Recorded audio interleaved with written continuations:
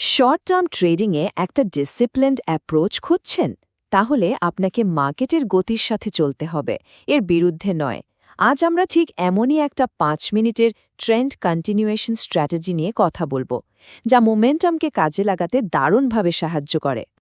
দেখুন, ট্রেডারদের সবচেয়ে বড় চ্যালেঞ্জগুলোর একটা হলো মার্কেটের ট্রেন্ড বুঝতে পারা। অনেকেই ট্রেন্ডের উল্টো দিকে গিয়ে লস করেন, কিন্তু প্রশ্ন হলো কিভাবে মার্কেটের গতিকে নিজের পক্ষে ব্যবহার করে সফলভাবে ট্রেড করা যায়। চলুন আজ এই প্রশ্নটারই উত্তর খোঁজা যাক। এই স্ট্র্যাটেজিটা ভালোভাবে বোঝার জন্য আমরা কয়েকটা ধাপে এগোব।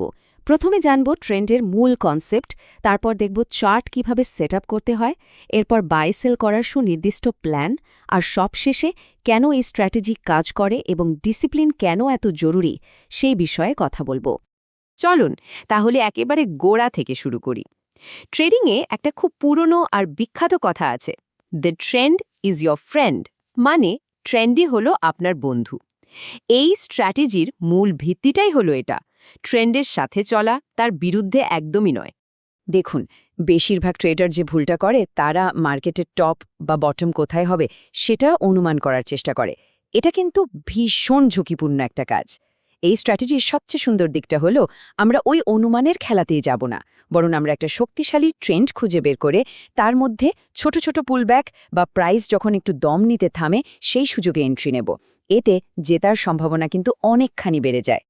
তো থিওরি তো বোঝা গেল, এবার চলুন প্র্যাকটিক্যালি দেখি আমাদের চার্টে ঠিক কি টুলস বা ইন্ডিকেটর সেট করতে হবে। খুব বেশি কিছু না, একদম সিম্পল একটা সেটআপ। আমাদের এই স্ট্র্যাটেজির জন্য মাত্র 3টা জিনিস লাগবে, যা আমরা একটা 5 মিনিটের চার্টে ব্যবহার করব। একটা মুভিং অ্যাভারেজ, যেটা আমাদের ট্রেন্ডের দিকটা দেখিয়ে দেবে। একটা মোমেন্টাম ইন্ডিকেটর, যা সঠিক এন্ট্রি পয়েন্ট খুঁজে পেতে সাহায্য করবে। আর সাপোর্ট রেজিস্ট্যান্স লেভেল, যা আমাদের সিদ্ধান্তকে আরও মজবুত করবে। আমাদের প্রথম আর সবচেয়ে গুরুত্বপূর্ণ টুলটা হলো 100 পিরিয়ড ইএমএম। এটাকে বলতে পারেন আমাদের জাহাজের কম্পাস। একদম সহজ ভাষায়, প্রাইস যদি এই ইএমএ লাইনের ওপরে থাকে তার মানে মার্কেট আপ ট্রেন্ডে আছে, আর যদি নিচে থাকে তার মানে ডাউন ট্রেন্ড চলছে। খুবই সহজ, তাই না? এরপর আসছে আরএসআই, কিন্তু শুনুন, এখানে একটা বিরাট টুইস্ট আছে।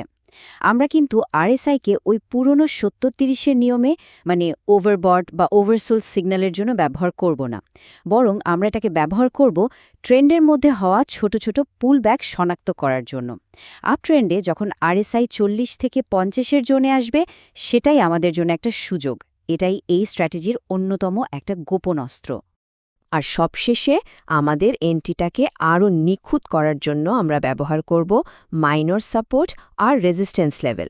এই লেভেলগুলো হলো সেই সব জায়গা যেখান থেকে প্রাইস বাউন্স করার একটা ভালো সম্ভাবনা থাকে, মানে আমাদের এন্ট্রি নেওয়ার জন্য একটা নির্দিষ্ট জোন তৈরি করে দেয়। আচ্ছা, টুলস তো সব রেডি, এবার আসল খেলা শুরু। চলুন দেখি একটা আপ ট্রেন্ডে আমরা ঠিক কিভাবে একটা বাই বা কল ট্রেড নিতে পারি।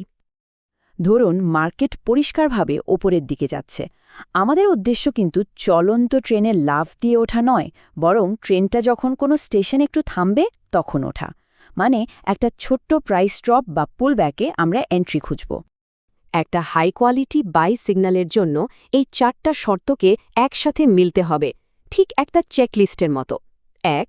প্রাইস ইএমএ 100-এর উপরে থাকতে হবে। 2. আরএসআই 40-50 জোনে পুলব্যাক করবে। 3. প্রাইস কোনো মাইনাস সাপোর্ট বা ইএমএ 100-এর কাছাকাছি থাকবে। আর 4. সবশেষে একটা শক্তিশালী বুলিশ ক্যান্ডেল দিয়ে কনফার্মেশন আসতে হবে। 4টা শর্তই পূরণ হওয়া কিন্তু জরুরি।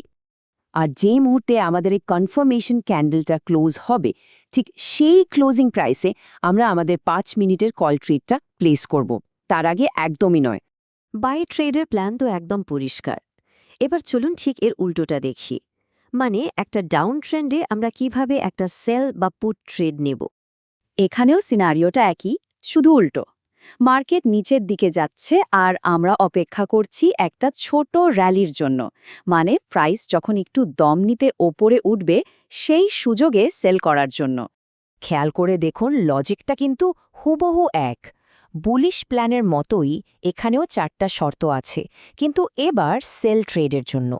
প্রাইস ইএমএ 100-এর নিচে থাকবে, আরএসআই 50-60 জোনে পুলব্যাক করবে, প্রাইস রেজিস্ট্যান্সের কাছাকাছি থাকবে এবং সবশেষে একটা শক্তিশালী বেয়ারিশ ক্যান্ডেল তৈরি হবে।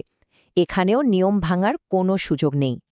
এখানেও ঠিক আগের মতোই বেয়ারিশ কনফার্মেশন ক্যান্ডেলটা ক্লোজ হওয়ার সাথে সাথেই আমাদের 5 মিনিটের পোর্ট্রেটটা এন্ট্রি হবে। তো আমরা দেখলাম কিভাবে ট্রেড নিতে হবে, কিন্তু তার চেয়েও জরুরি হলো বোঝা যে কেন এই স্ট্র্যাটেজিটা কাজ করে। এই কেনর উত্তরটা জানা থাকলে আত্মবিশ্বাস অনেক বেড়ে যায়। এই স্ট্র্যাটেজিটা এত পাওয়ারফুল কারণ এটা মার্কেটের এক্সট্রিম পয়েন্ট বা রিভার্সাল ধরার চেষ্টা করে না, এটা ট্রেন্ডের স্রোতের সাথে চলে। আর ইএমএ 100 আমাদের সেই স্রোতের দিকটা দেখিয়ে দেয়। যেহেতু আমরা ট্রেন্ডের মাঝখানে ছোট পুলব্যাকে এন্ট্রি নিই, তাই ভুল রিভার্সাল সিগন্যালে পড়ার সম্ভাবনা অনেক কমে যায়, বিশেষ করে যখন মার্কেট একটা শক্তিশালী ট্রেন্ডে থাকে। ওকে, আমরা প্রায় শেষের দিকে চলে এসেছি, আর এখন যে বিষয়টা নিয়ে কথা বলবো সেটাই হয়তো সবচেয়ে গুরুত্বপূর্ণ, আর তা হলো ডিসিপ্লিন। একটা সফল ট্রেডার আর একজন ব্যর্থ ট্রেডারের মধ্যে পার্থক্য গড়ে দেয় এই নিয়মগুলো। দেখুন, কখন ট্রেড করতে হবে সেটা জানা যতটা জরুরি, তার চেয়েও বেশি জরুরি হলো কখন ট্রেড করা যাবে না সেটা জানা। যেমন এই স্ট্র্যাটেজিটা সাইডওয়েজ মার্কেটে ব্যবহার করলে চলবে না, আর দিনে 20টা ট্রেড না খুঁজে 2-3টা হাই কোয়ালিটি সেটআপের জন্য অপেক্ষা করাটাই বুদ্ধিমানের কাজ।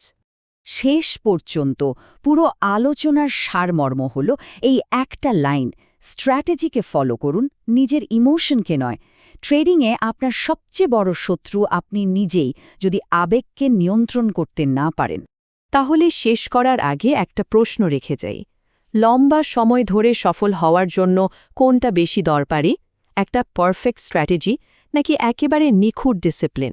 ভেবে দেখুন তো, কারণ সেরা স্ট্র্যাটেজিও কিন্তু ডিসিপ্লিন ছাড়া অচল। স্ট্র্যাটেজি যদি গাড়ি হয়, তাহলে ডিসিপ্লিন হলো তার ড্রাইভার।